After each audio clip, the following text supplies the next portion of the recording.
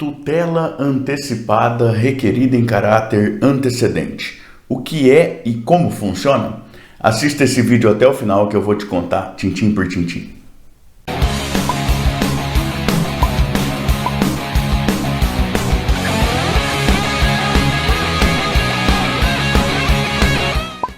Eu sou o professor Thiago Caversan e compartilho semanalmente, aqui mesmo no canal, vídeos relacionados à teoria e à prática do direito, a partir já de vários anos de experiência como advogado e também como professor universitário. Se você gosta desse tipo de conteúdo, inscreva-se aqui embaixo, também clique no sininho, até para ficar sempre a par das novidades que a gente traz para cá. Hoje eu quero conversar contigo sobre a tutela antecipada requerida em caráter antecedente. Matéria que é regulada lá pelos artigos 303 e 304 do Código de Processo Civil. Então, o que é essa tutela antecipada requerida em caráter antecedente? Como que é que ela funciona? Bom, a primeira coisa que a gente precisa lembrar é que a tutela antecipada é uma espécie de tutela de urgência que, por sua vez, é um dos gêneros das tutelas provisórias. Então a gente tem o tratamento das tutelas provisórias no Código de Processo Civil, lá desde o artigo 294 até o artigo 311. As tutelas provisórias, elas podem ser de dois gêneros: as tutelas de urgência, as tutelas da evidência. Dentro das tutelas de urgência, nós temos duas espécies: as tutelas antecipadas, as tutelas cautelares. Tanto as tutelas antecipadas quanto as cautelares podem ser requeridas em caráter antecedente ou incidental.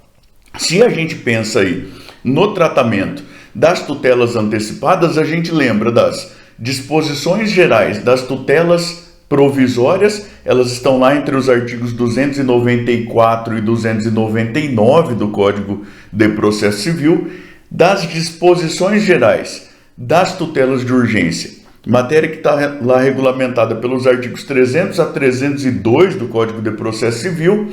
E aí, a gente tem o procedimento da tutela antecipada requerida em caráter antecedente nos artigos 303 e 304. E o que o Código prevê é que é cabível o requerimento em caráter antecedente da tutela antecipada quando existe uma urgência contemporânea aí à propositura da demanda. Professor, o que significa isso? Veja, se você vai a juízo já apresentando a sua pretensão principal e formula um pedido de tutela antecipada, porque existe uma probabilidade do direito evidenciada, um risco de dano evidenciado também, essa tutela antecipada que você pede a partir da petição inicial da sua ação principal ela é considerada formulada como tendo sido formulada em caráter incidental.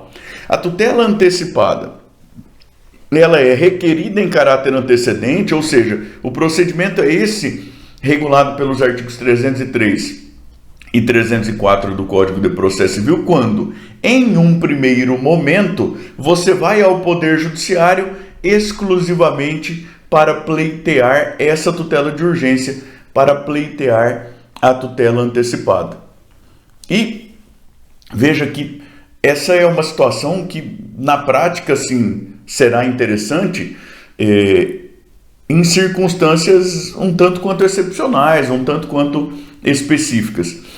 Eu lembro aqui de exemplos que eu ouvi assim da boca de diletos amigos, grandes professores de processo também. Um exemplo do professor Daniel Colnago. Ele disse uma vez para mim o seguinte: Thiago, imagine que você tem lá um cliente que você atende lá já faz muitos anos e que final de semana está lá sexta-feira à noite tomando seu vinho tranquilo e tudo mais, de repente toca o seu celular a filha desse seu cliente já de vários anos.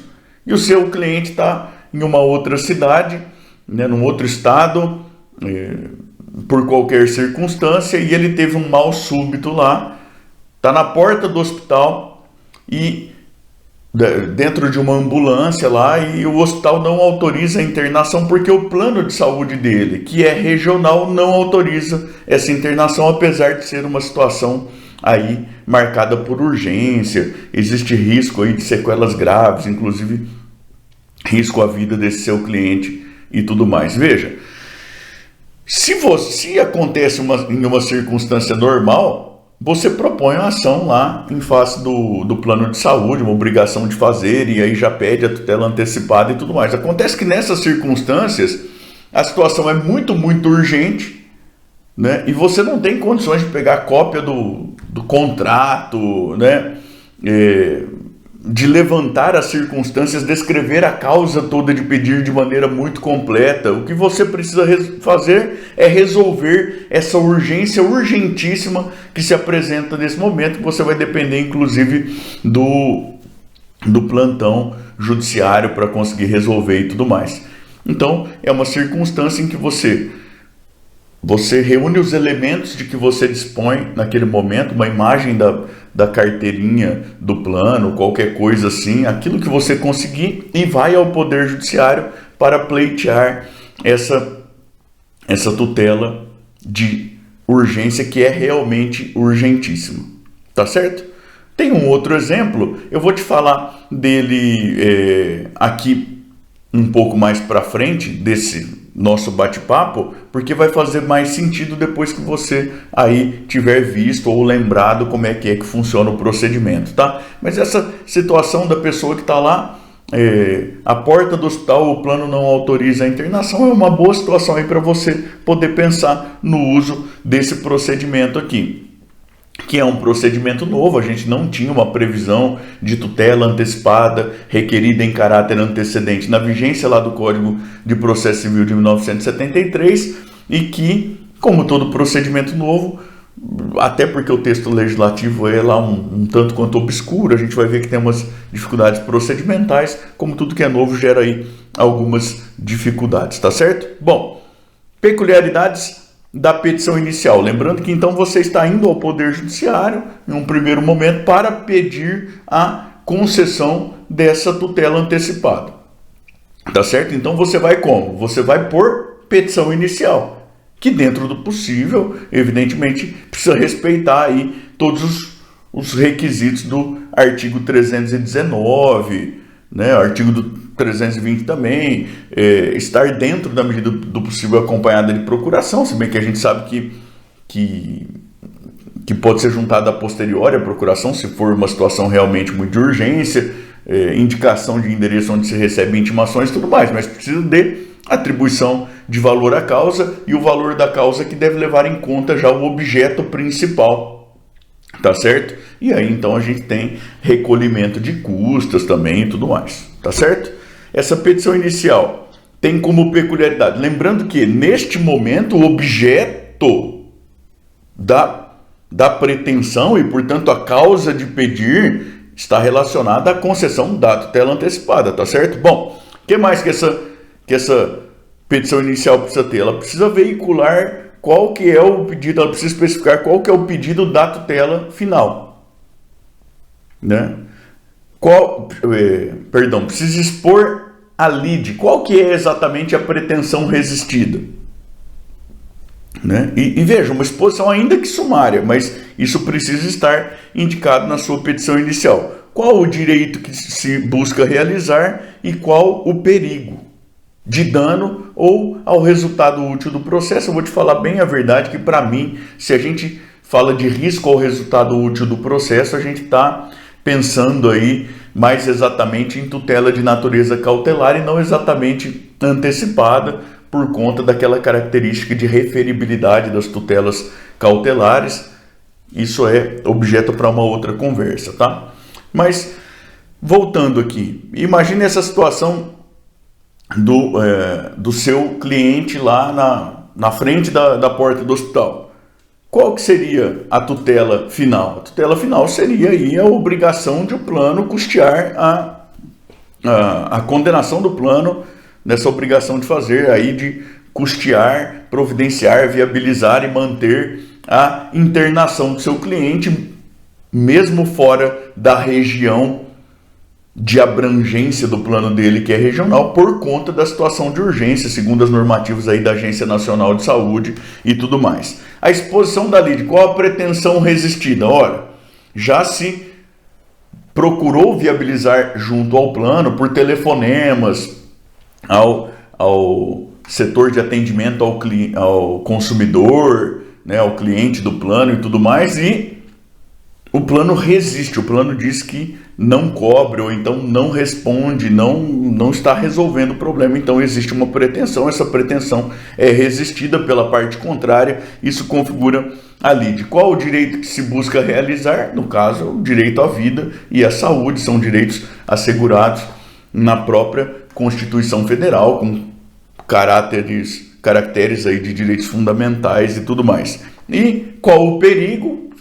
O perigo é que existe uma situação de urgência de saúde evidenciada, ele pode sofrer graves sequelas, pode inclusive vir a morrer, se vai pegar aí o que tiver de qualquer espécie de declaração médica, áudio que seja, vai pegar o que você tiver de elemento para demonstrar aí essa situação de perigo. E evidentemente, a gente tem como requisito positivo também a demonstração de probabilidade, você vai reunir o máximo de elementos possíveis aí para demonstrar a probabilidade do direito alegado também, tá certo? A gente também tem aqui, lembrando, olha, a tutela antecipada é uma tutela provisória. Essa tutela é provisória porque ela não é definitiva. E então a gente tem um requisito negativo, que é o requisito de irreversibilidade. Em princípio, a tutela antecipada requerida em caráter antecedente não deve ser irreversível, deve ser passível de reversão, de modificação, de revogação, caso depois o juízo se convença do contrário ao longo do trâmite do processo. Então, em princípio, esse é um requisito negativo, a irreversibilidade, deve ser reversível. Acontece que vale a gente lembrar que quando o juiz se encontra diante de uma irreversibilidade de mão dupla, né? Aquelas situações em que, se ele concede a tutela uma vez efetivada é irreversível. Se ele nega a tutela, as consequências prováveis são também irreversíveis. Em geral, o juiz vai acabar optando pela irreversibilidade menos gravosa. Isso, sim, em que pese o fato de haver muita discussão a esse respeito na doutrina ainda, razoavelmente consolidado no nosso cenário jurisprudencial, pelo menos. Professor, tem algum exemplo? Imagine que seja um procedimento para colocar um stent lá no coração de alguém, né? Uma vez efetivado o procedimento, ele é irreversível da perspectiva do réu. Não tem como tirar depois aquele stent do peito do paciente para viabilizar que seja colocado em um outro paciente, por exemplo. Ou quer pensar uma situação, porque você pode pensar bem, mas isso pode se resolver em perdas e danos e tudo mais, se bem que reversão não é exatamente resolução em perdas e danos, né? Mas que é uma possibilidade mais complexa um pouco ainda. Imagine que seja uma determinação de realização de transfusão sanguínea, independentemente da manifestação de vontade do paciente. Efetivada a transfusão, isso é irreversível, não tem como separar o sangue da pessoa mais se ela tinha eventualmente uma objeção de consciência, de caráter religioso, qualquer coisa assim. Não realiza a transfusão, tem uma probabilidade, no caso lá, da pessoa morrer. E é uma irreversibilidade de mão dupla. E aí o que é mais gravoso? Eu nem vou neste vídeo aqui me atrever a discutir isso, porque é uma boa discussão, mas é bastante importante a gente levar em conta que quando houver uma irreversibilidade de mão dupla, segundo a jurisprudência, aí o juiz, em geral, deverá fazer a opção pela irreversibilidade menos gravosa. É claro que adentrando o mínimo possível também na irreversibilidade lá do lado contrário, tá certo? Bom, levado esse pedido ao Poder Judiciário, A primeira coisa que o juiz deve fazer é avaliar essa situação de urgência. Ah, professor, mas na prática eu já vi que o juiz pegou e mandou trazer cópia de declaração de renda, de não sei o quê, por causa de um pedido de gratuidade de justiça. Na prática, isso é algo que acontece, mas a ideia é que, se há um pedido de tutela de urgência, né, porque o juiz falou lá de competência, bom, são coisas que acontecem, mas o que o sistema nos sugere é que o juiz, em primeiro lugar, deve tratar da questão de urgência, até porque, para garantir um acesso qualificado à jurisdição, se existe um quadro de ameaça, o jeito certo de tutelar isso é não permitir que a ameaça se consubstancie em lesão, não é isso? Bom, então o juiz vai avaliar lá essa questão da presença ou não dos elementos autorizadores da concessão dessa tutela antecipada em caráter antecedente. E aí o juiz pode tomar um de dois grandes caminhos aí. Um é negar, falar, olha, para mim parece que não estão presentes aqui os requisitos para a concessão. E aí o código diz que o juiz, neste caso, determinará a emenda da petição inicial com um prazo de 5 dias, sob pena de extinção do feito sem julgamento do mérito. Isso é o que está escrito no código. Eu gostaria de te lembrar que, nas disposições gerais das tutelas de urgência, o Código prevê que as tutelas de urgência serão concedidas liminarmente ou mediante justificação, em que, então, nessa sua primeira petição, na petição inicial da tutela antecipada em caráter antecedente, você já pode incluir um pedido, olha, conceda liminarmente ou então designe uma audiência de justificação prévia. É claro que isso quando a urgência do caso recomendar ou permitir, quer dizer, a estratégia processual depende muito sempre das circunstâncias do caso concreto, mas é importante que você lembre dessa possibilidade. Parece-me que se houver um pedido aí em caráter subsidiário de designação de audiência de justificação prévia, o juiz, antes de determinar a emenda, precisa deliberar sobre esse pedido também. De toda forma, quando trata especificamente da tutela antecipada requerida em caráter antecedente, aí nos artigos 303 e 304, o Código fala que se o juiz não entender que há elementos suficientes ao deferimento de pronto da medida, ele determinará a emenda da inicial em 5 dias, sob pena de extinção do feito sem julgamento do mérito. O outro caminho é o caminho do deferimento. O juiz vai lá e defere a tutela antecipada em caráter antecedente. E aí há a perspectiva do autor e a perspectiva do réu. Da perspectiva do autor, o juiz determina a intimação do autor para aditar o pedido inicial em 15 dias ou outro prazo superior, se o juiz entender que deve fixar no caso concreto, mas se ele não fixar outro prazo, o prazo legal é de 15 dias, sob pena, deve aditar o pedido inicial, sob pena de extinção sem julgamento do mérito também. Veja que, como a parte atribuiu valor à causa, levando em conta o objeto principal já, setor recolhimento de custas e tudo mais, você não tem necessidade de um novo recolhimento de custas aqui. Esse aditamento do pedido é feito nos mesmos autos, e aí a ideia de que é possível aditar inclusive a causa de pedir e o pedido, ajustar isso de maneira certa, se houver uma ampliação da pretensão em relação àquilo que se havia sinalizado lá na petição inicial. Isso pode implicar necessidade de recolhimento de custas complementares e tal, mas a ideia é que, então, o autor é intimado, deve providenciar esse aditamento da petição inicial para levar a causa de pedir completa, o pedido todinho com as suas especificações, sob pena de extinção sem julgamento do mérito. E da perspectiva do réu? Bom, o réu será citado da ação e intimado da concessão da tutela antecipada em caráter antecedente.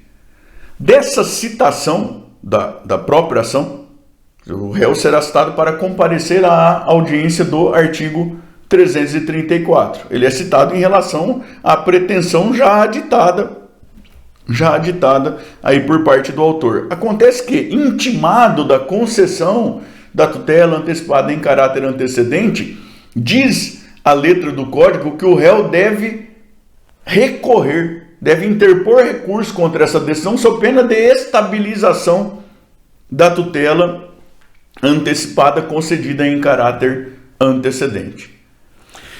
E aí, nessa perspectiva, veja, qual que é o recurso que cabe? Segundo o artigo 1015, inciso 1º, o recurso que cabe é o agravo de instrumento. Então, segundo o texto normativo, se a parte ré não interpõe agravo de instrumento, você tem uma estabilização da tutela antecipada concedida em caráter antecedente. E isso implica uma extinção do feito, sem julgamento do mérito, e que não faz coisa julgada material. Agora veja já uma série de questões procedimentais aqui que surtem pelo menos algumas dúvidas, né? Você pega e fala assim, bom, o réu tem 15 dias para recorrer. Só que o autor tem 15 dias para aditar o pedido. Pode ser que o réu seja intimado depois do autor. O autor precisa mesmo aditar o pedido sob pena de extinção sem julgamento do mérito. Se ele não sabe se o réu vai recorrer, veja, aqui já tem um bom sinal aqui para você, eventualmente, na petição inicial, pedir para o juiz dilatar o prazo do autor para a apresentação do aditamento, né? Para depois do vencimento do prazo do réu para interpor recurso, porque se o réu não interpuser recurso, você tem estabilização da tutela. Professor, não estou entendendo nada, como assim? Imagine, você vai lá e pede para o juiz determinar que o plano providencie e mantenha aí a internação daquele seu cliente. O juiz determina isso, e aí o plano vai lá e providencia a internação. Em um primeiro momento era isso que você queria. Se o plano não interpõe recurso, estabiliza a tutela. Você, em princípio, está resolvido o seu problema. E aí não faria sentido você precisar ditar a petição inicial e tudo mais. Está conseguindo entender? Agora, por outro lado, imagine que você tenha aditado e tenha ampliado a pretensão. E pedido, inclusive, indenização por dano moral. Daí. Se o plano não interpõe o recurso,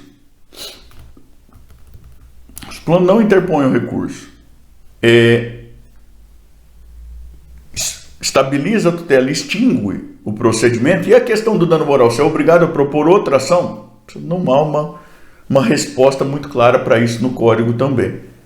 Então é um procedimento ainda cheio de problemas, dá ensejo aí a bons estudos, bons TCCs, trabalhos de pós-graduação e tudo mais, porque, né, não tem coisa julgada, como eu disse para você, né, não tem coisa julgada material. E aí o que o Código diz é, olha, se estabilizar a tutela antecipada, qualquer das partes em até 2 anos pode propor ação pleiteando a modificação daquela tutela antecipada que se estabilizou, né, uma revisão, uma reforma, uma invalidação por meio de uma nova ação. Bom, e depois desses 2 anos? Aí o que acontece é coisa julgada? O Código não fala. E aí depois dos 2 anos o que caberia seria ação rescisória? Ou não cabe mais nada? Ou cabe algum outro tipo de ação? O Código não responde nada disso. Quer dizer, há ideias diversas na doutrina e nós não temos um caminho muito sedimentado na jurisprudência, né? Uma outra coisa, se o réu não interpõe o recurso, mas promove algum outro tipo de impugnação, ele aparece e contesta, por exemplo, a tutela antecipada concedida em caráter antecedente, ela se estabilizará, mesmo assim, por inadequação da via da impugnação? Sim ou não? Bom, nós já tivemos decisão no STJ nos 2 sentidos. Né? Entendendo que não pode estabilizar, porque há uma impugnação clara, entendendo também que houve equívoco e erro na eleição do meio de impugnação e que então haveria estabilização, sim. Então vejam que pode haver um pepino danado, né? Tentando simplificar em relação àquilo que a gente tem no código, então, de novo. Se no primeiro momento o juiz entende, olha, não estão presentes os requisitos, o que ele faz é determinar que o autor emende a petição inicial em até 5 dias. Se o autor concede a tutela antecipada em caráter antecedente, se o juiz, perdão, concede a tutela antecipada em caráter antecedente, o que ele faz? Intima o autor para aditar a petição inicial em até 15 dias, sob pena de extinção do feito. Intima, cita e intima o réu intimado da decisão que concedeu a tutela antecipada deve interpor recurso sob pena de estabilização da tutela antecipada concedida em caráter antecedente. Isso implica extinção sem julgamento do mérito também. E cita, né, o réu citado também da existência da pretensão para comparecer à audiência do artigo 334, após, que é a audiência de conciliação ou mediação, após a audiência, caso infrutífera uma conciliação completa, aí, então, prazo para apresentação de contestação, tá certo? A ideia assim, básica do procedimento é mais ou menos essa, com essas dificuldades aí que eu te falei. Outro exemplo que eu disse que eu ia te contar, quem contou esse exemplo para mim foi o professor Bruno Fuga, meu amigo também, inclusive Bruno Fuga, Daniel Colnago e eu já organizamos livros juntos e tudo mais. O professor Bruno Fuga contou de um caso que ele tinha de uma cliente que teve concedido uma aposentadoria. E aí estava no período para o INSS implantar, que é um período que não é lá tão curto assim, você sabe disso. Só que a cliente dele estava com um quadro de câncer. E ela não tinha condições de esperar, então, de ir se virando por outros meios e tudo mais até implantar. Ela não tinha condições de esperar. É evidente que quando o INSS implantasse, pagaria também os atrasados e tudo mais. Mas ela precisava comer agora, entende? Precisava sobreviver agora. E aí o professor Bruno Fuga, ele efetuou um pedido de tutela antecipada em caráter antecedente. E qual que foi a ideia? A ideia foi, olha, se o juiz concede, o INSS implanta e, tendo implantado, eventualmente vê que nem tem interesse para recorrer, resolveu o problema. Porque depois o benefício em si já foi até concedido. Então, se o juiz concede, o INSS implanta, vê que não faz sentido recorrer, resolveu o problema da cliente. Não precisa de uma ação principal, não nada. Concedeu a tutela, estabilizou, resolveu o problema. Isso é uma hipótese bastante interessante também. E aí no seu escritório, quanto que isso vai ser interessante? Vai depender muito das circunstâncias específicas de cada caso que aparecer para você. É importante que você saiba da existência do mecanismo, né, da conformação procedimental para poder fazer aí o melhor uso possível quando surgir a possibilidade, lembrando sempre que existem esses pontos de insegurança e que então a escolha pelo procedimento precisa ser sempre uma escolha bem pensada, né, bem refletida e dialogada com o cliente sobre riscos e tudo mais. A gente não pode esquecer, por exemplo, da responsabilidade envolvida aí na implantação de tutelas de urgência, aquela que está lá regulada pelo artigo 302 do Código de Processo Civil também, tá certo? Você consegue a tutela antecipada, depois você tem configuração de alguma hipótese do 302, seu cliente fica obrigado a indenizar a parte contrária. É um risco que existe, faz parte do jogo, mas é importante que o seu cliente esteja lá consciente desses riscos e que seja ele a assumir o risco, tá certo? Bom, eu queria te convidar a conversar comigo pelos comentários aqui embaixo, né? Conte para mim se você gostou do vídeo, de onde é que você me assiste e o que é que você faz da vida. Eu também queria te convidar a me dar aí sugestões de temas sobre os quais você gostaria de me ouvir falar, tá bom? Também queria te convidar a continuar navegando aqui pelo canal, especialmente a partir deste vídeo aqui em que eu falo sobre a tutela da evidência. E também queria te convidar de novo, por favor, a se inscrever no canal, a clicar no sininho, a compartilhar o vídeo, a dar o seu joinha, tá certo? Muito obrigado, até mais, tchau, tchau.